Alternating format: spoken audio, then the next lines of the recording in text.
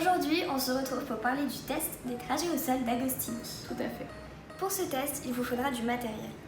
En matériel, vous aurez besoin de 20 planches de 21 par 21 cm. Sur ces planches se trouveront les trajets à effectuer. Vous aurez également besoin de 9 disques, avec une face noire et une face blanche. Pour effectuer ce test, il y a un protocole.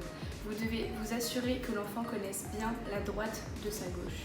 De plus, vous devez aussi vous assurer que l'enfant ait compris que sur la planche, le point de départ est le point le plus gros, qu'il doit suivre la direction de la flèche qui indique la fin du parcours. Il faut également lui expliquer la correspondance entre les 3 points les plus éloignés au sol et ceux sur la feuille, qu'il comprenne bien que ça correspond, que ce sont les mêmes. Nous devons aussi faire attention à bien lui expliquer que, à la fin du trajet, il doit revenir par le chemin le plus court. Le test est composé de 2 séries, une série A ainsi qu'une série B. L'enfant commencera par réaliser la série A, puis la série B, uniquement s'il n'aura pas été en grande difficulté en réalisant la série A. Pour finir, le test ne commence pas tant que l'enfant n'a pas compris toutes les consignes.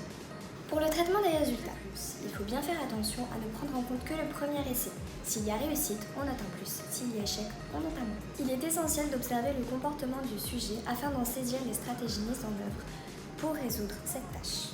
Les observations cliniques que l'on peut associer à ce test sont le passage d'un plan graphique à une lecture réelle, l'orientation spatiale, ainsi que la capacité de décentration, de réversibilité et d'adaptation. Combien tu vois de points sur la planche ? 9. Regarde au sol. Combien tu vois de points ? 9. Tu vois sur cette feuille, il y a un trajet dessiné. Oui. Il y a un point de départ et un point d'arrivée. Tu vois ? Oui. Alors tu vas devoir refaire le même trajet ici sur le sol. D'accord. Tu dois revenir par le chemin le plus court.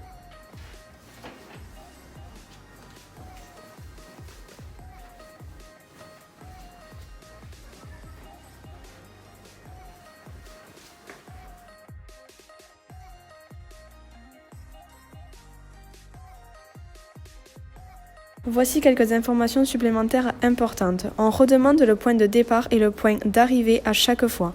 On note si le sujet tourne la page, si on sent une difficulté éventuelle. Il faut savoir que ce test est adaptable aux personnes en fauteuil ou ayant une canne.